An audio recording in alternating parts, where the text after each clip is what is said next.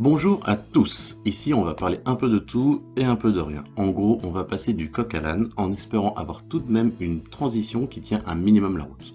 Mais tout ce que je pourrais gagner ici pendant un mois grâce à cette vidéo sera reversé à une association. Comme aujourd'hui je n'ai pas énormément d'imagination, on va commencer avec nos amis les galinéacées, et plus précisément les poules et l'éternelle question qui est venu en premier, l'œuf ou la poule? Et la réponse à cette question est l'œuf. Car si on suit la théorie de l'évolution de Darwin, un animal a pondu un œuf, mais ce qui en était sorti était très légèrement différent de son parent. Et ce nouvel animal a lui aussi pondu un œuf qui a lui aussi donné un animal différent, etc. etc. Et petit à petit, la poule est arrivée. Donc on peut tout simplement dire que l'œuf est arrivé avant la poule.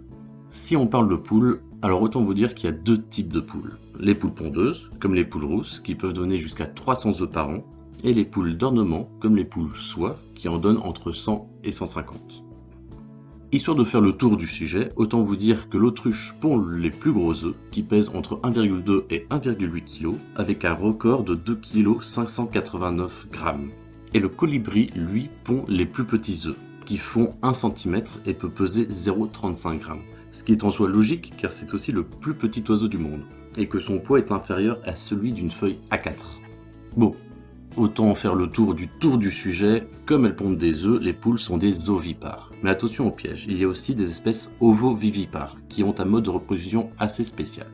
En gros, si on veut schématiser, la mère a des œufs mais elle ne les pond pas. Elle les garde dans son ventre jusqu'à l'éclosion, et une fois l'éclosion faite, les petits sortent. Comme espèce ovovivipare, on a par exemple l'hippocampe, l'ornithorynque, le grand requin blanc ou la vipère aspic. On peut aussi différencier les espèces ovovivipares avec les espèces vivipares, pour qui les embryons se développent dans l'utérus de la mère, comme chez la vache, le cheval, l'humain ou le lion. En parlant de lion, savez-vous quel est le meilleur dessin animé Disney? Bon, avec le dernier animal que je viens de nommer, cela va sembler logique, mais j'en ai tout de même besoin pour faire une transition. Et le meilleur dessin animé est Le Roi Lion. Ce n'est pas moi qui le dis, mais 3 sites que je ne nommerai pas.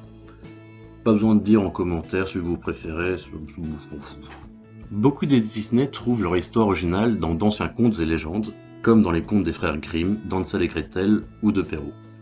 Heureusement, Disney a légèrement changé certaines histoires, comme pour Cendrillon, où la fin est un petit peu plus sanglante. Par exemple, l'une des belles-sœurs doit seulement se couper le talon pour faire entrer la chaussure, tandis que l'autre doit se couper un doigt de pied. Mais c'est pas tout. Pendant le mariage, en plus, des oiseaux les rendent aveugles, en leur picorant les yeux. On trouve aussi des histoires dans les contes des Mille et une nuits, recueil de contes arabes, persans et indiens. Pour bien comprendre pourquoi ils s'appellent les Mille et une nuits, il faut connaître le début de l'histoire, que je vais vous conter très brièvement. Le sultan Shahriar, après avoir été cocufié, décide de se marier chaque nuit avec une femme, mais de la faire décapiter le lendemain. Scheherazade, fille du grand vizir, décide de se marier avec le sultan, mais juste avant le lever du soleil, propose de raconter une histoire passionnante. Malheureusement pour le sultan, mais heureusement pour Scheherazade, elle n'arrive pas à finir l'histoire. Le sultan, voulant connaître la suite, décide de ne pas la tuer.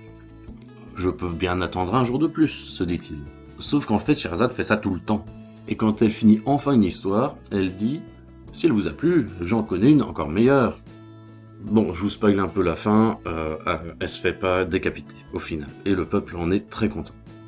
Ce qui est aussi très caractéristique des contes des Mille Nuits, c'est le fait que les contes sont des histoires gigognes. Par exemple, Scheherazade raconte l'histoire d'un barbier, qui lui raconte l'histoire sur chacun de ses frères. Bon, on va s'arrêter là pour aujourd'hui, et vous le savez, likez, partagez, parlez de cette vidéo à tout le monde. L'effet papillon pourrait bien aider cette nouvelle chaîne, surtout si vous aimez le concept de dons à des associations ou des transitions plus ou moins acceptables. Bon allez, à bientôt, bisous bisous.